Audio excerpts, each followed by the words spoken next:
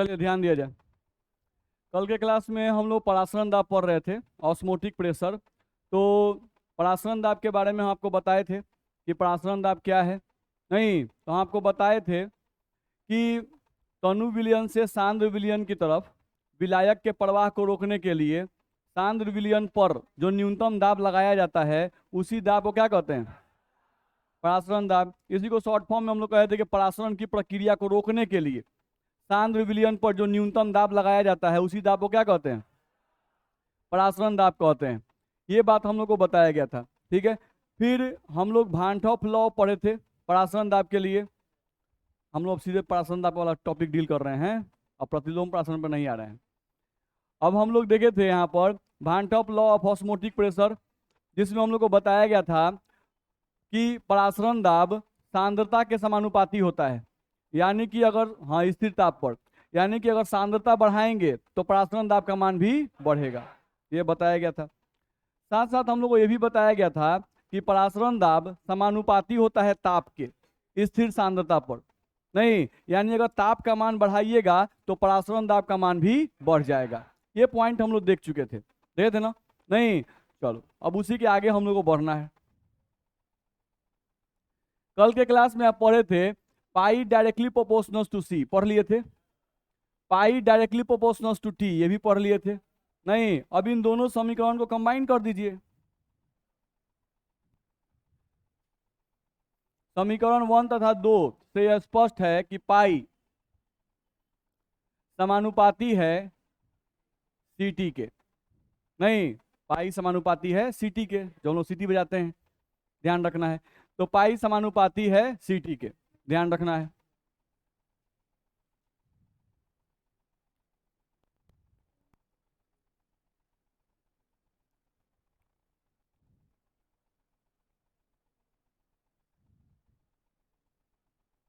चलो, अब यहां से समानुपाती का साइन हटाया जाएगा, नहीं, और एक कांस्टेंट लगाया जाएगा। तो यहाँ पे पाई का फॉर्मूला हम लोग को नहीं रहता है। Pi is equals to R C T. क्या लिखा होता है? R C T. नहीं, इसी को थोड़ा सा अरेंज करके बुक में ऐसे लिखा रहता है, pi is equals to C R T. है वही सब? नहीं, बस हम आर को बीच में कर दिए, सी आर टी। ठीक है, ध्यान रखना है। यहां पर आपका देखा जाए तो यहाँ जो सी है, सी का मतलब क्या है? सांद्रता। नहीं, तो सांद्रता मापने के लिए, सांद्रता मापने के लिए यहाँ पर हम लोग मोलारता का उपयोग करते हैं। किसका उपयोग करते हैं? मोलारता का। तो मोलारता को दर्शाते हैं कौन से? कैपिटल एम से, ध्यान रखना है। तो यहाँ पर जो आप सी लिखे हुए हैं, इस सी के जगह पर क्या यूज करेंगे? M, capital M. तो परासरण दाब का फॉर्मूला आप देखिएगा तो फॉर्मूला ऐसे भी लिखा रहता है, pi is equals to M R T. ध्यान रखना है, pi is equals to M R T, जहां एम जो है ये मोलारता को रिप्रेजेंट करता है। नहीं, विलय की सांद्रता निकालने के लिए, विलय की सांद्रता निकालने के लिए हम लोग यहाँ पर इसका यूज करते हैं। तो एक इस पर न्यूमेरिकल आपका आ सकता है, ध्यान रखना है। चलो, दूसरा तुम ध्यान दोगे तो तुम ये भी जानते हो कि पाई बराबर यहाँ मोलारता है, तो मोलारता का फॉर्मूला होता है विलय की मात्रा मोल में, विलय की मात्रा मोल में बटा विलयन का आयतन लीटर में। ऐसा पढ़े हैं? पढ़े हैं। तो यहाँ पे मोलारता का फॉर्मूला लिखा जाता है एन बटा भी आर टी, ये फॉर्मूला भी लिखा रहता है। और हम लोग को इस फॉर्मूला पे भी न्यूमेरिकल कहीं कहीं मिल जाएगा, ध्यान रखना है। ठीक है, तो ये आपका आ गया पाई बराबर एन बटा भी आर टी। जहां पर आप देखिएगा तो एन जो है ये बताएगा विलय की मात्रा मोल में, एन बताएगा आपको विलय की मात्रा मोल में, और यहां जो भी है ये बताएगा आपको विलयन का आयतन लीटर में।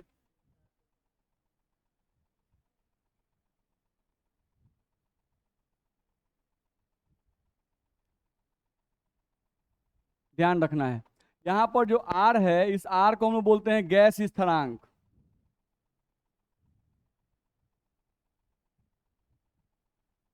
जिसका वैल्यू आपको यहाँ पे रखना है 0.0821। इसका यूनिट भी याद रखिएगा, लीटर एटमॉस्फेयर पर मोल पर केल्विन, लंबा चौड़ा यूनिट होता है। तो आर का वैल्यू हो गया 0.0821, नहीं, लीटर एटमॉस्फेयर पर मोल पर केल्विन। और यहाँ पर जो टी लिखा हुआ है, इस टी का मतलब है ताप, नहीं, जो ताप जो होना चाहिए वो केल्विन में होना चाहिए, ताप आपका होना चाहिए केल्विन में, ध्यान रखना है। तो पाई बराबर एन बटा वी आर टी, इस फॉर्मूला पे भी आपका क्वेश्चन आएगा। चलो दूसरा बात अगर देखा जाए यहाँ से, तो हम लोग को फॉर्मूला लिखा गया है, ध्यान से देखो, तो पाई बराबर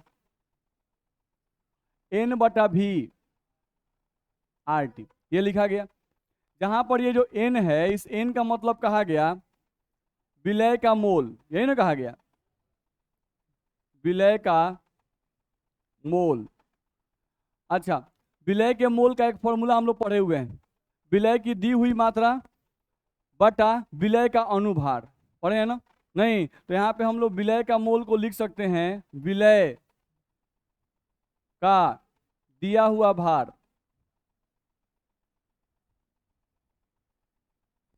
विलय का दिया हुआ भार बट्टा विलय का अनुभार।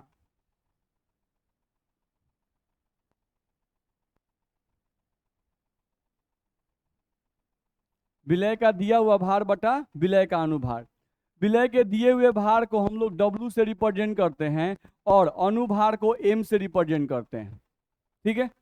तो यहां से हम लोग का जो फॉर्मूला है, आपको पाई बराबर जो आप लिखे हो N, इस N के जगह पे हम क्या लिख सकते हैं, W बटा M लिख सकते हैं। नहीं, तो हम N के जगह पे लिख रहे हैं बाबू, देखो W बटा M, बाकी जो जैसा है वैसा उतार दिए, MVRT, बोलो दिक्कत है? नहीं, तो ये फॉर्मूला जो है, इस फॉर्मूला पे भी आपका न्यूमेरिकल आएगा, ध्यान रखना है। ज्यादातर आपका न्यूमेरिकल जो है वो इस फॉर्मूला पे ज्यादा यूज में आता है, ध्यान रखना है। तो पाई बराबर W बटा MVRT, तो पाई का मतलब परासरण दाब, सबका मतलब जानते हैं ना, पाई का मतलब परासरण दाब, W का मतलब विलय का दिया हुआ भार, M का मतलब विलय का अनुभार, V का मतलब विलयन का आयतन लीटर में, एकदम याद रखिएगा, और R का मतलब गैस स्थिरांक, जिसका वैल्यू क्या बताया गया 0.0821, और T का मतलब ताप, और ताप का इकाई क्या होगा केल्विन, ध्यान रखना है। और ये भी याद रहे कि परासरण दाब का इकाई क्या चीज रखना है, पाई की जो इकाई रखनी है वो आपको हमेशा न्यूमेरिकल में कौन सी इकाई में रखना है, ATM में, ध्यान रखना है। फिर से याद दिला दें, एक ATM बराबर 760 mm ऑफ Hg होता है, एक ATM बराबर 1.013 बार होता है, एक ATM बराबर 760 टॉर होता है, और एक ATM बराबर 1.01 गुना 10 का पावर 5 पास्कल होता है। तो इस रिलेशन का भी कभी कभी यूज आपको मिल जाएगा, तो इसलिए ये भी आप याद रखिएगा, ये आपका इंपॉर्टेंट है। नहीं, न्यूमेरिकल बनाते समय कहीं कहीं इसका यूज मिलता है, तो इसलिए ये सब वैल्यू आपको याद होना चाहिए। तो परासरण दाब का फॉर्मूला हम लोग को मिल गया, पाई बराबर MRT, पाई बराबर N बटा VRT, और पाई बराबर W बटा MVRT, इतना में दिक्कत। तो ये सब फॉर्मूला पे आपको न्यूमेरिकल आता है। आगे बढ़ सकते हैं, चलिए इसका क्वेश्चन का आंसर आप अपने से लिखिएगा। यहाँ बोल दिया गया, आप कैसे कह सकते हैं कि परासरण दाब एक अनुसंख्यक गुणधर्म है, नहीं, अकॉर्डिंग टू भान टॉप लॉ, नहीं, भान टॉप लॉ के अनुसार आपको बताया गया है, क्या बताया गया है, पाई डायरेक्टली प्रोपोर्शनल टू C, यानी कि पाई डायरेक्टली प्रोपोर्शनल टू M, बताया गया है ना, हम बस यहाँ हिंट कर दे रहे हैं, सॉरी, आपको पता है पहले से, अकॉर्डिंग टू भान टॉप लॉ, भान टॉप लॉ के हिसाब से आपको पता है, क्या पता है, पाई समानुपाती है C के, या पाई समानुपाती है M के, मोलारता, नहीं, तो आप पहले यही पॉइंट लिखिएगा, इसके बाद क्या लिखिएगा, तो आप लिखिएगा कि परासरण दाब मोलारता के समानुपाती है। इस फॉर्मूला से यह स्पष्ट होता है कि परासरण दाब मोलारता पर निर्भर करता है, और हम जानते हैं कि मोलारता विलय के मोलों की संख्या पर निर्भर करता है। इससे यह स्पष्ट हो गया कि परासरण दाब भी विलय के मोलों की संख्या पर निर्भर करता है, इसीलिए परासरण दाब एक अनुसंख्यक गुणधर्म है। बस में आ रहा है। यानी ओवरऑल घुमा फिरा के आपको चिपका देना है कि पराशरण दाब साहब जो हैं वो विलय के मोलों की संख्या पर निर्भर करते हैं। नहीं तो पराशरण दाब अगर विलय के मोलों की संख्या पर निर्भर करता है तो पराशरण दाब एक अनुसंख्यक गुणधर्म है, क्योंकि अनुसंख्यक गुणधर्म का मतलब ही होता है विलय के संख्या पर निर्भर करने वाला गुण। पढ़ते हैं तो लिखा जाएगा। कितनी बार लिख चुके हैं हम लोग, लिख लीजिएगा।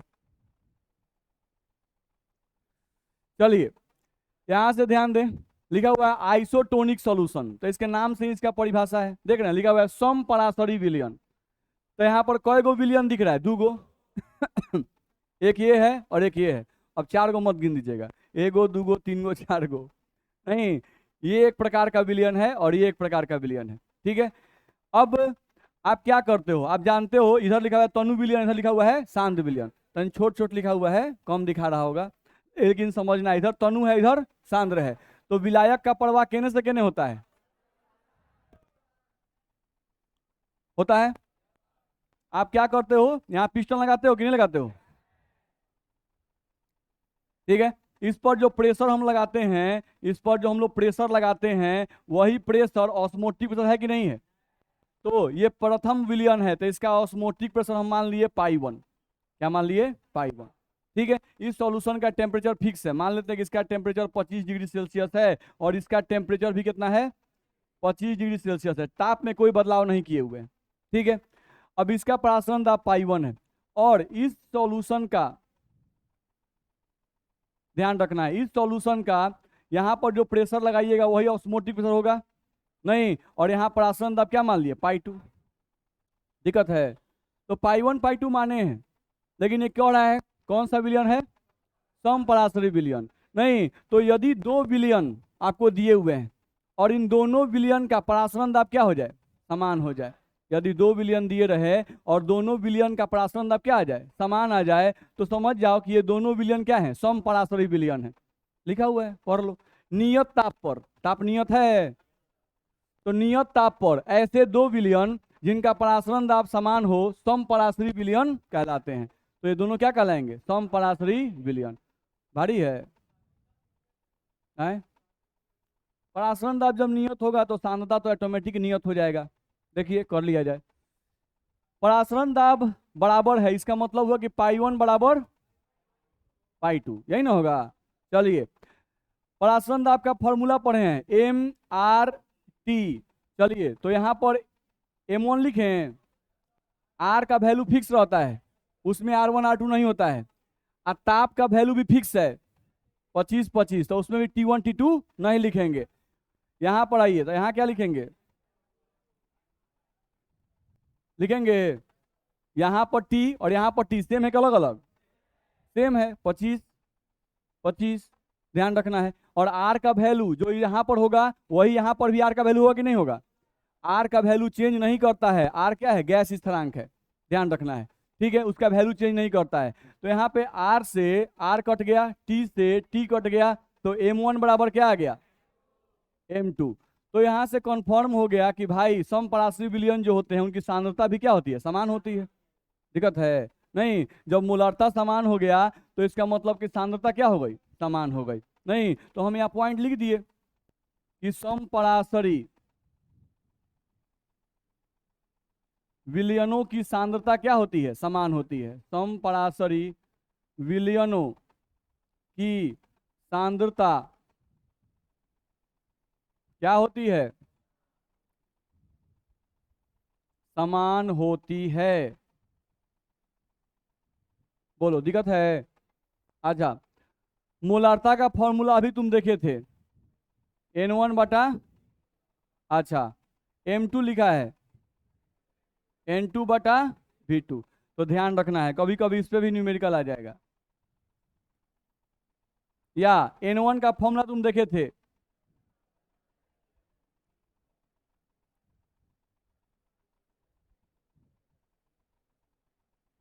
देखे थे, नहीं देखे थे जी, याद है ना, विलय का मोल दिया हुआ भार बटा अनुभार, दिया हुआ भार बटा अनुभार, ये प्रथम विलयन का, ये दूसरे विलयन का, दोनों समपराशरी है, ध्यान रखना है। तो इन दोनों फॉर्मूला का यूज आपको आता है। बिहार बोर्ड का सबसे फेवरेट टॉपिक है ये परासरण दाब।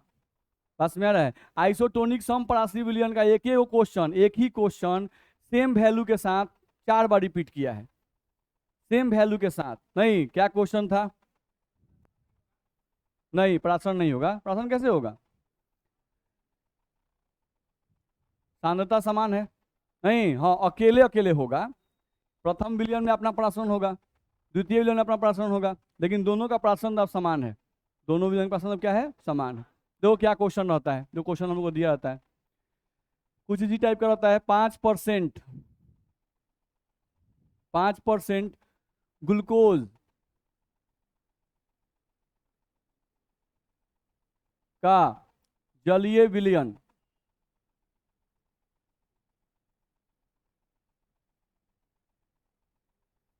1%,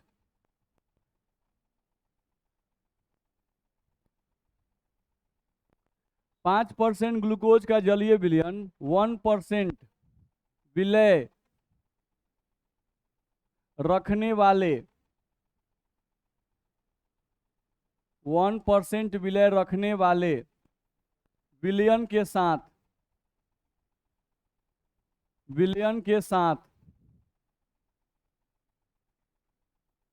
समपराशरी है।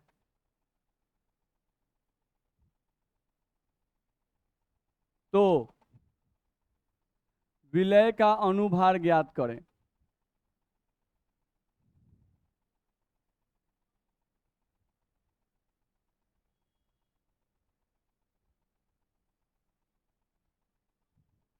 यही क्वेश्चन है। नहीं, तो देखिए क्या दे दिया, ये समपराशरी दिया कि नहीं दिया? नहीं, क्या दे दिया? समपराशरी। तो अगर समपराशरी दे दिया बाबू तो ध्यान रखना है। नहीं, आपके पास दो सॉल्यूशन है। एक सॉल्यूशन नंबर 1 है वो कौन है? 5% ग्लूकोज का विलयन।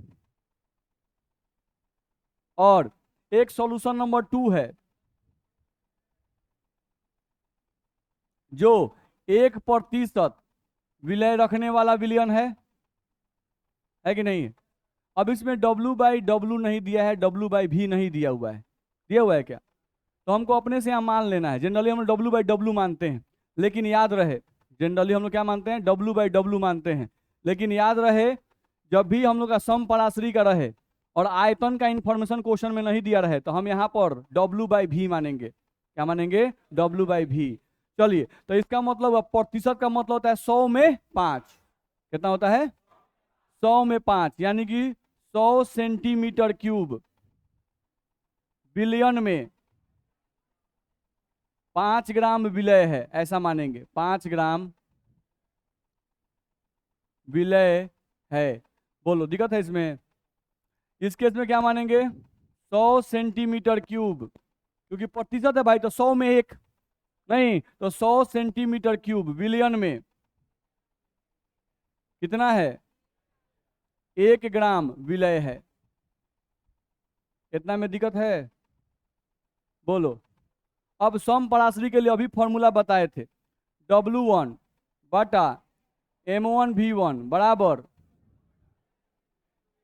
M2V2। फॉर्मूला बताया गया है। W1 का मतलब हुआ प्रथम विलयन में विलय का भार 5 ग्राम। बुझा रहा है? प्रथम विलयन में विलय का भार 5 ग्राम बटा विलय का अनुभार, तो ग्लूकोज है, कितना रखें? 180, याद है ना? चलिए, गुना V1 कितना रखें? 100 बराबर W2 विलय का भार 1, M2 पता नहीं है, निकालना है, V2 का मान 100 होगा। तो हम लोग यहां से 100 से 100 काट देते। नहीं, M2 साहब इधर जाते तो M2 है तो 5 से गुना होता, तो आता है यहाँ पर 5 M2 बराबर, ये साहब इधर जाते तो आ जाता 180। अब यहाँ से M2 का मान निकालना था, तो 180 बटा कितना आएगा? 36, 36। तो M2 का मान कितना आ गया? 36। यानी कि 36 ग्राम आपका क्या है, विलय है, विलय का अनुभार है, सॉरी। नहीं, इतना में दिक्कत है। तो इस तरह क्वेश्चन आपका बोर्ड एग्जाम में पूछता है। बात समझ में आया? और बच्चे मैक्सिमम छोड़ के आते हैं, नहीं क्या कि एग्जाम में लड़ाते हैं, नहीं होता है, गेस पेपर में खोज रहे हैं किन्हें मिल रहा है, किन्हें मिल रहा है, किन्हें मिल रहा है। नहीं, क्वेश्चन है आसान। अब इतना तो हम समझाने के लिए नहीं लिखे भाई, जिसको बनाना है फट दे W1/M1 W2/V2 फट फट फट काट देगा। नहीं, सब्जेक्टिव में भी पूछ चुका है, ऑब्जेक्टिव में भी पूछ चुका है। बात समझ में आ रहा है ना? तो इस तरह क्वेश्चन बन जाएगा, नहीं बनेगा? क्वेश्चन बहुत आसान आता है, ध्यान रखना है। हम लोग पढ़ते नहीं है, बनाते नहीं, इसलिए नहीं बनता है, ध्यान रखिए।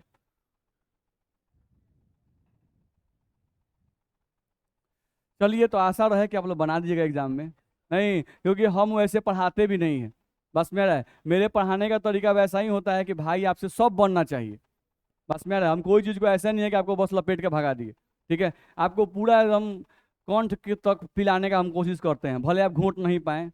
नहीं, लेकिन मेरा पूरा आशा रहता है कि आपको हम जितना दे सकते हैं उतना दें, मैक्सिमम देने की कोशिश करते हैं। कोई पॉइंट छूटे नहीं, कोशिश रहता है। कोई पॉइंट छूट जाए तो आप बता दीजिए, हम पढ़ा देंगे। बस चलिए, अगला क्वेश्चन है हाइपरटोनिक सॉल्यूशन। क्या नाम है? हिंदी में क्या बोलते हैं? अति पराशरी विलयन। बस में आया? तो इसके नाम से ही इसका परिभाषा है। 2 विलयन दिया हुआ है, ठीक है? 2 विलयन में जिस विलयन का परासरण दाब ज्यादा उसको अति पराशरी विलयन कहते हैं, और जिस विलयन का परासरण दाब कम उसको अल्प पराशरी विलयन कहते हैं। नहीं, अब आप पढ़ लीजिए, वही परिभाषा दोनों में लिखा हुआ है।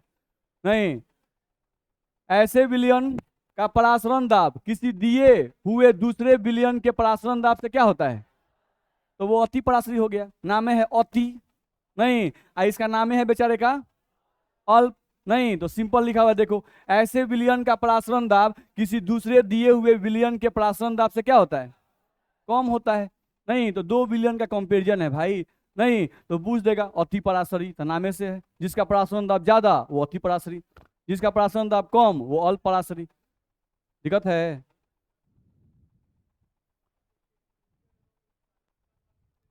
आए, टेम्परेचर तो कांस्टेंट रखना है। नहीं, सांद्रता डिफरेंट जाता है। टेम्परेचर जब भी डिफरेंट होगा ना तो वो बोलेगा, नहीं, अलग अलग ताप पर। लेकिन जनरली जो भी चीज किया जाता है ना, सांद्रता डिफरेंस करके ही ज्यादा काम किया जाता है। बात समझ में आ रहा है? अब जैसे न्यूमेरिकल दिया हुआ है, नहीं, तो ये न्यूमेरिकल आप आसानी से बना सकते हैं। बस में आ रहा है? एक बार एक ट्राई कर लीजिए क्वेश्चन, बाकी 2-3 है घर पे ट्राई कीजिएगा ताकि हम आगे बढ़ें। इस एक क्वेश्चन को आप ट्राई कीजिए, आपसे बन जाएगा। ये परासरण दाब पे आधारित क्वेश्चन है, तो परासरण दाब का फॉर्मूला लगाइएगा इस पर। इस पर आप लगाएंगे परासरण दाब का फॉर्मूला। तो परासरण दाब का कौन सा फॉर्मूला पढ़े थे? पाई बराबर W/MV/RT। इसी फॉर्मूला का उपयोग करना है। इस फॉर्मूला का उपयोग करके आपको इस प्रश्न को बनाना है।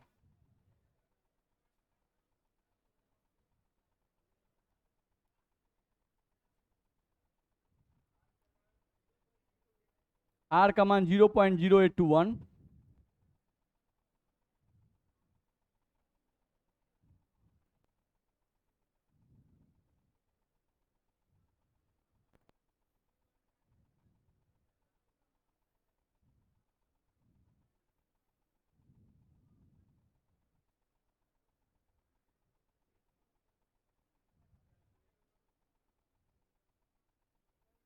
मोबाइल यूज कर सकते हैं आप।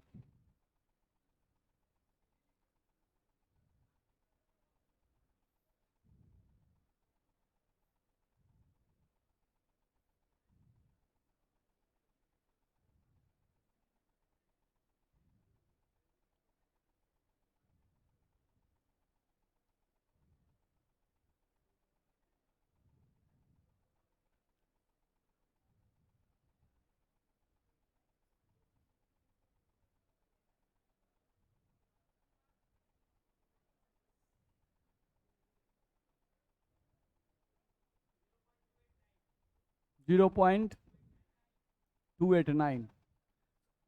और लोग का भी आना चाहिए। 0.289 सही है, चलिए देखा जाए। जो नहीं बनाया देखिए, पाई बराबर डब्लू, सबका वैल्यू देख लेते हैं, सबका वैल्यू दिया हुआ है, बड़ा अच्छा दिया हुआ है। देखो तो परासरण दाब का मान दिया हुआ है, इसका वैल्यू दिया हुआ है पाई का मान 2.55 बराबर डब्लू यानी विलय का भार 3.02, ठीक है। आर का मान 0.0821, ताप का मान 298 केल्विन बट्टा विलय का अनुभार, तो विलय का आणविक भार तो निकालना है, तो एम को रहने दिए। बी का मतलब बिलियन का आयतन 100 सेंटीमीटर क्यूब दिया हुआ है, तो इसको 100/1000 कर लेंगे, 100/1000, तो इसको हम 100 सीधे लिखे 0.1, क्या लिखेंगे 0.1, क्योंकि आयतन लीटर में चाहिए और ये कौन सी में दिया है सेंटीमीटर क्यूब में, तो सेंटीमीटर क्यूब को लीटर में बदलने के लिए क्या करेंगे 1000 से डिवाइड कर देंगे, तो 1000 से डिवाइड 100/1000 कितना आएगा 0.1, यहाँ पे रख देंगे 0.1, चलो हो गया, यही तो है। अब हमको मॉलिक्यूलर मास निकालना है, तो मॉलिक्यूलर मास को इधर भेज दो और इसको यहाँ भेज दो, तो आ गया 3.02 गुना 0.0821 गुना 298 बट्टा में हम लोग को ये आ गया नीचे 2.55 और गुना में आ गया 0.1, तो इतना वैल्यू आएगा। तो ये इतना तो नहीं आना चाहिए, इससे बहुत ज्यादा आएगा, हैं 0 पॉइंट कहाँ से आएगा भाई, तो साफ दिख रहा है कि कुछ 200 400 500 आएगा, 289 ये वाला आएगा। हाँ मतलब इसमें 1000 से गुना करना पड़ेगा। कई लोग सेंटीमीटर क्यूबे में रख दिया होगा आयतन को, लेकिन हम बोले थे ना भाई बिलियन का आयतन लीटर में। अब बहुत लोग कंफ्यूजन ये हो जाता है कि सर जो पिछला क्वेश्चन आप बनाए थे उसमें आयतन नहीं बदले थे, नहीं तो इसमें आयतन इसलिए नहीं बदले क्योंकि यहाँ पर V1 का मान सर आप 100 रख दिए, जबकि आयतन यहाँ भी सेंटीमीटर क्यूब में था। यहाँ सर भी आप V2 का मान 100 सेंटीमीटर क्यूब है, यहाँ पे 100 रख दिए, यहाँ तो लीटर में आप नहीं बदले। लेकिन अगर लीटर में बदलिए देते, इधर 100/1000 करते तो इधर भी 1000 करते, तो करने से कोनो फायदा है, कट जाएगा, इसीलिए नहीं करते हैं। तो जब भी अनुपात वाला आ जाए, बराबर वाला आ जाए, तो वहाँ आयतन, वहाँ पर इकाई नहीं बदला जाता है, नहीं। लेकिन जब एक्यूरेट एक के तरफ खाली आयतन आ रहा है, यहाँ पर आयतन इधर भी था आयतन इधर भी था, तो दोनों तरफ है तो इकाई कट जाता है, नहीं। लेकिन सिर्फ एक तरफ आयतन आए तो आपको ध्यान रखना होगा कि उस समय आयतन का इकाई क्या चीज में हो, लीटर में हो। मेरी बात समझ में आ रही है, तो ये ध्यान रखना है। तो इस तरह से आपको एक क्वेश्चन दिया गया था। अब ऐसे ही इसमें 2-3 क्वेश्चन और है, तो ये सब क्वेश्चन आप अपने से बना लीजिएगा। चलिए तो हम आगे बढ़ते हैं, इसको सेव कर लें हम लोग। तो विलियन चैप्टर आपका अब लास्ट पे जा रहा है, नहीं अब 1 और 2 क्लास, यानी आज का क्लास लगेगा और हो सकता है कल खत्म ही हो जाए, ठीक है। तो ये चैप्टर आप लोग को समझ में आया। अब जो लोग रेगुलर किए होंगे उसको समझ में आ रहा होगा, जो लोग रेगुलर नहीं किए होंगे उनको नहीं समझ में आ रहा होगा, ध्यान रखना है।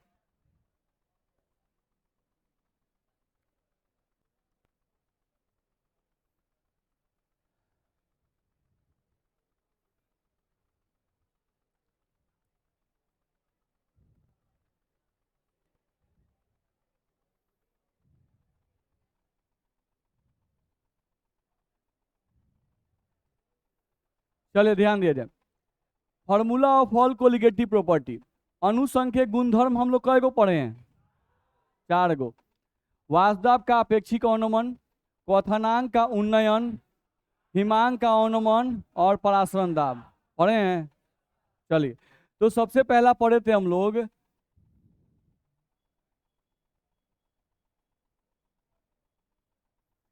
सबसे पहला हम लोग पढ़े थे RLVP, पढ़े थे।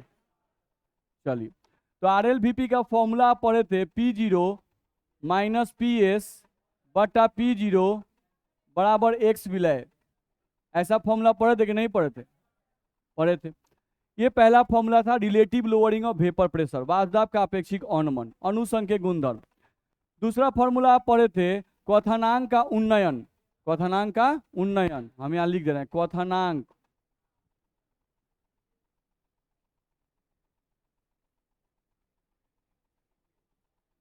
तो इसका फॉर्मूला भी आप पढ़े थे।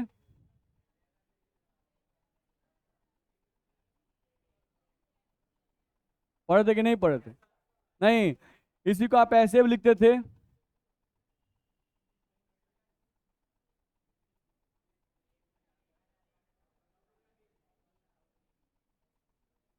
नहीं पढ़े थे। तीसरा,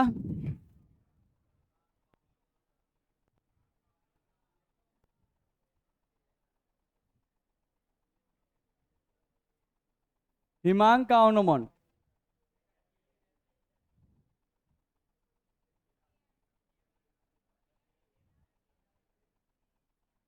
था ना। अब फिर एम का मान यही आप रख सकते हैं, ये भी आप पढ़े थे। और चौथा आप पढ़ लिए। चौथा क्या पढ़े?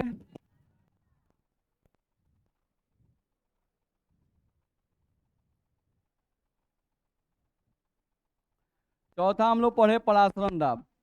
तो आपका जो बोर्ड एग्जाम है, उस बोर्ड एग्जाम में ध्यान रखिएगा कि उस बोर्ड एग्जाम में अनुसंख्यक गुणधर्म सबसे इंपॉर्टेंट है, इससे सबसे ज्यादा क्वेश्चन है। बात समझ में आ रहा है ना? नहीं, अब हम लोग को विलियन पढ़ लिए, बात समझ में आ रहा है ना? अब विलियन के बाद हम लोग का कल के क्लास में खत्म हो जाए, तो आपको करना क्या है कि जैसे यूट्यूब चैनल हम लोग का चलता है, नहीं तो उस पर क्रैश कोर्स करके आपका प्लेलिस्ट बना हुआ है। उस प्लेलिस्ट में आप क्या करेंगे कि उस प्लेलिस्ट में सॉल्यूशन का चैप्टर खोलेंगे। कौन सा चैप्टर? सॉल्यूशन। उसमें क्या किया गया है, एक क्लास में पूरा सॉल्यूशन डिवाइड कराया गया है। एक क्लास में सोचिए, 40 दिन का क्लास, एक क्लास या मैक्सिमम शायद 2 क्लास में। बता रहे हैं, मेरा बात सुन लीजिए। 3 क्लास लगा है, लेकिन उस 3 क्लास में 10 साल 15 साल का क्वेश्चन भी रिवाइज कराया गया है। बस में रहा है। यहाँ पर 40 क्लास में आप क्या पढ़े? नहीं, आप सब रोज 1 1 घंटा पढ़ रहे हैं। नहीं, तो उसको आपको पढ़ लेना है, पढ़ लीजिएगा ना। बस में रहा है, ताकि आपको अभी से ही अब क्रैश कोर्स के लिए अलग से आपको मेहनत नहीं करना पड़े। नहीं कि फिर अब क्रैश कोर्स आएगा तो उस समय जब टाइम बचेगा तो कुछ और प्रैक्टिस करेंगे, कुछ और इंपॉर्टेंट क्वेश्चन बनाएंगे। नहीं, काहे पुराना ही वाला घसीटा जाए। बस में आ रहा है, तो आपको अभी से ही थोड़ा सा मेहनत कीजिएगा। क्या करना है, सॉल्यूशन हम लोग कल खत्म हो जाएगा, नहीं या मैक्सिमम 1 क्लास और, तो सॉल्यूशन खत्म है। अब हम लोग को यूट्यूब का प्लेलिस्ट खोलना है, इंस्पिरेशन क्लासेस का है। प्लेलिस्ट में जाकर सॉल्यूशन चैप्टर खोलना है। उसमें क्या किया गया है, एक क्लास में पूरा या 2 क्लास में सॉल्यूशन चैप्टर पहले पढ़ाया गया है। तो जितना इंपॉर्टेंट टॉपिक है सिर्फ वही पढ़ाया गया है, यानी वही एग्जाम में सिर्फ पूछता है। आप यहाँ पे डिटेल पढ़े नहीं, लेकिन अब एग्जाम पर्पज से एक बार देख लीजिए क्या क्या उससे पूछता है। नहीं, आप वीडियो को थोड़ा सा फास्ट करके देख सकते हैं। नहीं, आप आराम से स्पीड बढ़ा के देख लीजिएगा फटाफट कि कौन कौन सा मेरा इंपॉर्टेंट है, उसको टिक आउट कर लीजिए अपना। और 15 साल क्वेश्चन जो है वो सॉल्व किया गया उसमें पूरा। 15 साल क्वेश्चन उसमें जो आपके बोर्ड एग्जाम में पूछा हुआ है, वो सारा क्वेश्चन उसमें सॉल्व किया हुआ है, ऑब्जेक्टिव भी और सब्जेक्टिव भी। नहीं, तो वो क्या करना है, आपको लिख लेना है, सबको बना जाना है। नहीं, ठीक है, तो उसको आप बनाइएगा तो आपको लगेगा कि क्या हम लोग इतना पढ़ते हैं और उसमें कुछ जाने पड़ा नहीं है। देखिएगा आपको ऐसा फील होगा, क्योंकि कुछ भी क्वेश्चन का स्ट्रेंथ नहीं रहता है। न्यूमेरिकल भी जो उसमें दिया रहता है एकदम नाम मात्र का रहता है, मतलब देखिए आप बन गया ले। नहीं होता है कि शुरू सोचे कि देखिए आप आंसर बता दीजिएगा, ऐसा ऐसा न्यूमेरिकल रहता है बिहार बोर्ड में। ठीक है, तो इसलिए, लेकिन हम लोग पढ़े हैं बढ़िया से। ठीक है, चलिए परासरण दाब ये पढ़े हैं। अब थोड़ा सा ध्यान देंगे, ये चारों फॉर्मूला जो हम लोग पढ़े, अनुसंख्यक गुणधर्म का ये चारों फॉर्मूला जो पढ़े, नहीं ये सभी प्रकार के विलय पर लागू नहीं होता है। ये सभी प्रकार के विलय पर लागू नहीं होता है ये सारा फॉर्मूला। ये सारा फॉर्मूला जो है, जो चारों फॉर्मूला हम लोग पढ़े, ये फॉर्मूला सिर्फ वैद्युत अनअपघट्य पर लगता है। ये सभी सूत्र वैद्युत अनअपघट्य के लिए सही है, वैद्युत अनअपघट्य के लिए सही है, ध्यान रखना है। ठीक है, तो वैद्युत अनअपघट्य के लिए सही है, इसका मतलब वैद्युत अनअपघट्य यानी जो यौगिक वैद्युत अनअपघट्य होंगे, अभी दिमाग में नहीं लगाना है क्या है, समझना है यौगिक है। ठीक है, वैद्युत अनअपघट्य क्या है, कोई यौगिक है। नहीं, तो वैसे यौगिक जो वैद्युत अनअपघट्य हैं, नहीं उन पर ये फॉर्मूला लगता है। तो लगता है इसका मतलब एक्सपेरिमेंटल वैल्यू और कैलकुलेटर वैल्यू क्या आएगा, सेम आएगा। बस में आ रहा है, यानी कि एगो आप स्केल से वैल्यू मापते हैं, एगो गुना भाग करके फॉर्मूला से मापते हैं, और दोनों वैल्यू अगर सेम आ गया किसी विलयन के लिए, तो आप कहिएगा कि अच्छा इस विलयन पर या इस विलय पर राउल का फॉर्मूला क्या है, सही है। दिक्कत है नहीं। फिर क्या लिख रहा है, ये सभी सूत्र वैद्युत अपघट्य विलयों के केस में सही रिजल्ट नहीं देते हैं। नहीं, यानी कुछ यौगिक हैं जिन पर सही रिजल्ट देता है और कुछ यौगिक हैं जिन पर सही रिजल्ट नहीं देता है। कुछ विलय के केस में सही रिजल्ट और कुछ विलय के केस में सही रिजल्ट नहीं। तो कौन सा विलय पर सही रिजल्ट देगा, वैद्युत अनअपघट्य पर सही रिजल्ट देगा, ये सारा फॉर्मूला। और वैद्युत अपघट्य पर देख रहे हैं तनी मनी का अंतर है, एगो है अनअपघट्य और एगो है अपघट्य, बस में रहे है तनी तनी बात का अंतर है भाई, घबराइएगा मत, ठीक है। तो वैद्युत अपघट्य पर ये सभी फॉर्मूला लागू नहीं होते हैं। अब सवाल उठा भाई कि वैद्युत अनअपघट्य क्या है या वैद्युत अपघट्य क्या है, नहीं तो समझा जाए, देखा जाए। यौगिक, ये दोनों यौगिके हैं, बुझा रहा है ना। वैद्युत अनअपघट्य जो हैं ये भी एक प्रकार के यौगिक हैं और वैद्युत अपघट्य भी क्या है, एक प्रकार के यौगिक हैं, बस दोनों का गुण थोड़ा थोड़ा अलग है। नहीं तो क्या अंतर है, देखो यहाँ क्या लिखा है, अनअपघट्य लिखा हुआ है, बुझा रहा है ना।